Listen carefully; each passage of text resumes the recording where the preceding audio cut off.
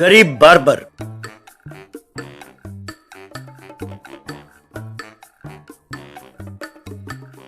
ज्वालापुर नाम के गांव में शंकर दास नाम का एक बूढ़ा नाई रहता था।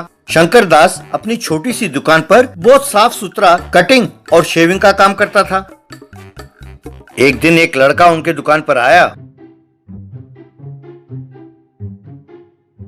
अरे ताऊ, मेरा एक बर्तन कटिंग कर देना। बेटे, बाल हमारे सर पर कवच का काम करते हैं। बाल का कटिंग ऐसा करना चाहिए कि वो आंखों के सामने ना गिरें, तभी हम स्मार्ट दिखेंगे। बाल कोई घास नहीं है जिन्हें हम बर्तन के आकार में या जानवरों के आकार में कटिंग करें। मैं जानता था कि आपको लेटेस्ट फैशन कटिंग नहीं आता, इसीलिए मैं शहर जाकर द ग्रेट बाल्की के पास कटिंग कराना चाहता था, पर बापू पैसे नहीं देते। 50 रुपए देकर आपके पास भेजा है। That my fate is very bad planet है कहकर चला गया। एक दिन एक व्यक्ति शादी का न्योता लेकर शंकर दास के पास आया। शंकर मामा, आपने मुझे पहचाना? मैं आपके दूर का रिश्तेदार हूँ। मेरा नाम चरण है। बचपन में आप मुझे चेरी कह के बुलाते थे। आप मुझे चॉकलेट बिस्कुट वगैरह खिलाते थे और कहानियाँ सुनाते थे। अरे बेटा चेरी, तुम कितने बड़े हो गए हो? कितना अरसा हो गया बेटा तुम्हें देखकर।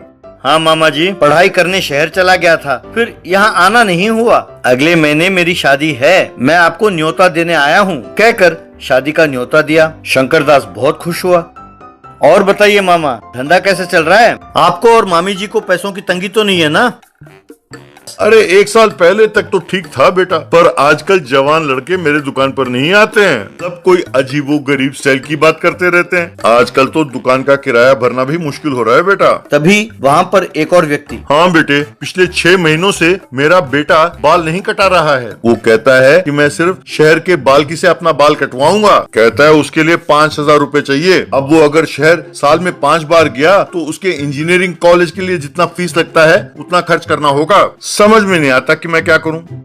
बाल्की? अरे वो तो बहुत मशहूर है। उनके पास तो बड़े बड़े फिल्म स्टार आकर कटिंग कराते हैं। हम जैसे उतना पैसा खर्च नहीं कर सकते। अब इन लड़कों को उनके स्टाइल की आदत पड़ गई तो आपको बस अपनी जायदाद बेचना पड़ेगा। मैं अपने मामा जी और आप सबके लिए कुछ ना कुछ करता हूँ, आप चिंता ना करो। ये बात सुनकर वो दोनों खुश हुए।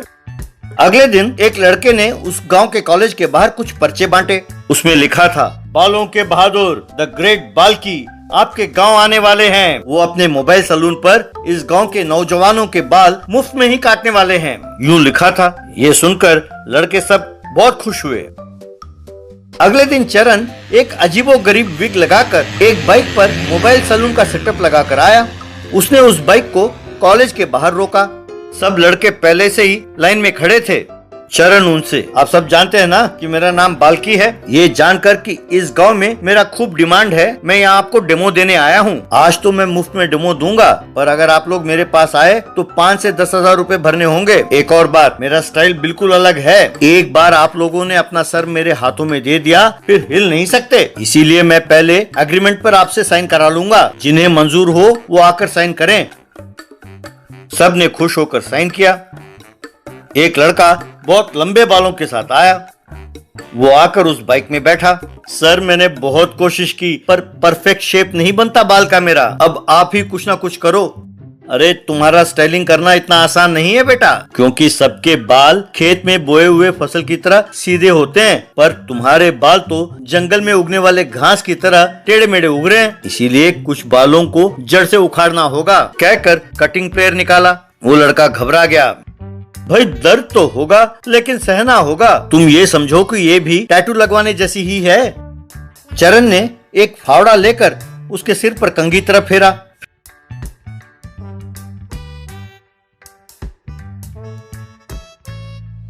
फिर कटिंग प्लेयर से उसके बाल को एकदम जोर से उखाड़ा। हाय रे, मर गया कह के चिल्लाया। चरण फिर से कटिंग प्लेयर लगाने ही वाला था कि वो बाइक से कूदकर वहां से भाग गया। फिर दूसरा लड़का आकर बैठा। अरे तुम्हारे बालों के लिए एकदम बढ़िया है वुड कटिंग, अभी करता हूं, ठहरो कहकर एक आरी निकाला। वो उसके बालों को आरी से काटने लगा।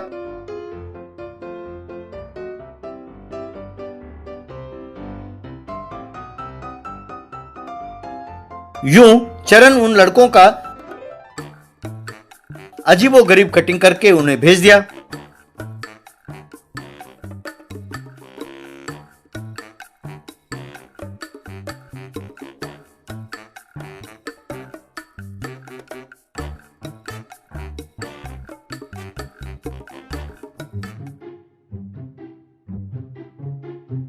उसके बाद लड़कियां उन लड़कों को देखकर हंस हंस कर लोटपोट हो रही थीं। लड़के बहुत शर्मिंदा हुए। चरण वहां से चला गया। अगले दिन सब लड़के शंकर दास की दुकान पर पहुंचे। ताऊ जी, आप हमारा नॉर्मल कटिंग करो और हमारी इज्जत को बचा लो, हम आपके पैर पड़ते हैं। क्यों बेटे, तुम बाल्की के पास नहीं जाओगे? नहीं चाचा, मुफ्त में बाल कटाकर शौक पूरा कर लिया चाचा हमने। अब इतने पैसे देकर उसके पास यूं पागलों की तरह कटिंग क्यों कराएं? आज से हमारा कटिंग बस आप ही करो, चाहो तो आपको हम 200 रुपए देंगे। शंकर दास ने उन लड़कों का अच्छा कटिंग कराया।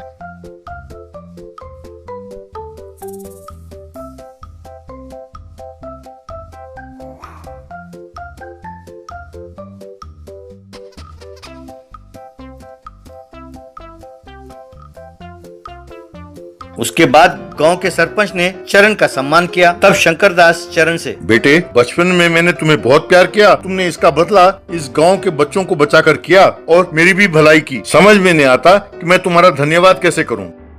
धन्यवाद कहने की जरूरत नहीं है मामा, तुम मेरे शादी में आ जाओ और आशीर्वाद दो, बस यही काफी है। ये सुनकर शंकर दास बहुत खुश हुआ।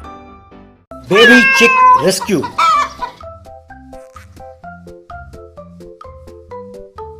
बीजापुर नाम के गांव में त्यागी नाम का धनवान रहता था।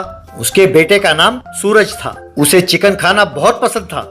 वो हर रोज चिकन खाता था।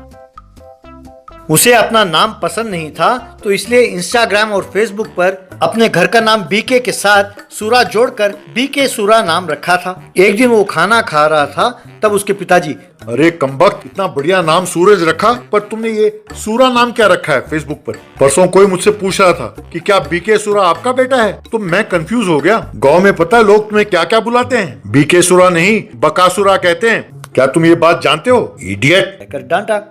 ओ डैड, गांव के लोग बेवकूफ हैं, पढ़े लिखे नहीं हैं, उनसे बोला नहीं जाता, इसलिए ऐसे बोलते हैं। Come on dad, take it easy. तभी गांव वाले लाठी लेकर उनके घर के पास आए। अरे त्यागी, निकलो बाहर, कहकर चिल्लाने लगे। तब दोनों बाहर आए। क्यों भाई त्यागी, कितने बार कहा है तुम लोग? तुम्हारा बेटा गांव भर के मुर्गियों को चुरा कर खाता है, ये बिल्कुल गलत है। तुम्हारे बेटे की वजह से गांव में तो मुर्गियां है नहीं, बाहर से लाना पड़ता है, या खरीदना चाहे तो दाम दुगना पड़ता है। ये क्या बकवास कर रहे हो आप लोग? आप लोगों की हिम्मत कैसे हुई मेरे घर के सामने आकर चिल्लाने की? अभी इतने बुरे दिन नहीं आए कि मेरे बेटे को मुर्गी चुरा कर खाना पड़े। आप चुपचाप यहाँ से चले जाइए, वरना पुलिस में कंप्लेन करना होगा। जाइए यहाँ से, कहकर धमकाया। ये सुनकर गांव वाले डर के वहां से चले गए। तब त्यागी अपने बेटे से, क्यों रे कमबख्त, क्या वो सच कह रहे हैं? फिलहाल तो मैंने उन्हें डरा कर भगा दिया। सच बता, वैसे इन मुर्गियों को चुराने की क्या जरूरत पड़ी? अगर तुम चाहते तो मैं तुम्हें लाके देता था ना। ओ डैड, क्या मैं ये बात नहीं जानता? अब मुर्गी का क्या है, कोई भी खा सकता है डैड, पर चूजे खाने का मजा ही कुछ और है डैड। बड़े नरम नरम होते हैं, बस सोचते ही मुंह में पानी आ जाता है डैड। खरीद के खाने में क्या मजा है डैड, पर अगर वो चुरा के खाएं तो बस मजा आ जाए। अरे कमबख्त, मुर्गी काट कर तो सब खाते हैं, पर चूजे खाते हैं? छी! तुमने दोबारा ये हरकत की तो तुम्हें हॉस्टल में डाल दूंगा, खबरदार।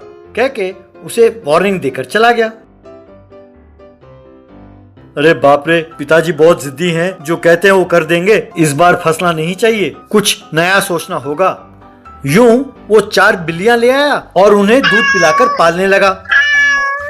उन्हें चूजों के तस्वीर दिखा के उन्हें चुरा के लाने की ट्रेनिंग दी। जब बिल्ली वो तस्वीर लेके आते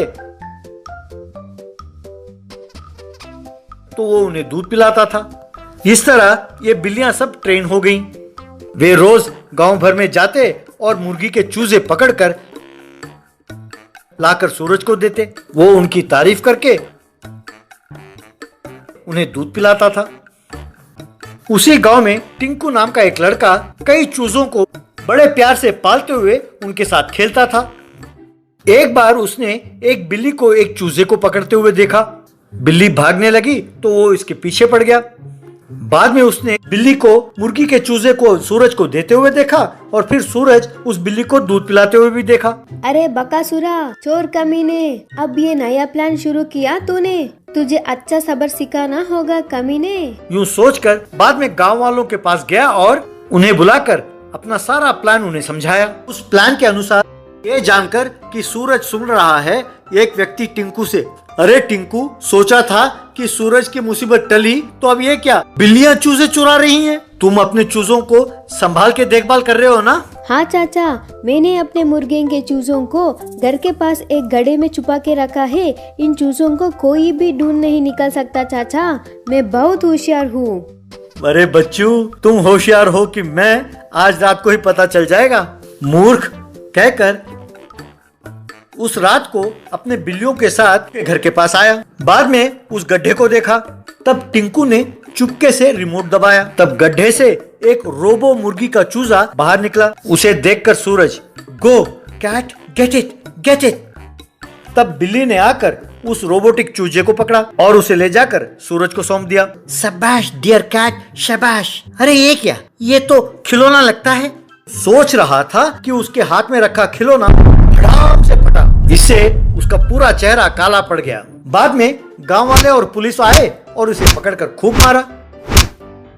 पिताजी को यह खबर पहुंची तो उसे आकर डांटा और फिर उसे हॉस्टल में जाने के लिए कहा तो वो बस चढ़कर गांव छोड़कर जाने लगा। यूं बस में उसे जाते हुए देखकर गांव वालों ने उसे टाटा कहा। शुक्र है मुसीबत छूटी। टिंकू, तुमने बहुत बढ़िया काम किया है, कहकर उसकी तारीफ की। तब लोगों ने खुशी से ताली बजाई और उस दिन से टिंकू अपने चूजों के साथ खुशी खुशी खेलता रहा।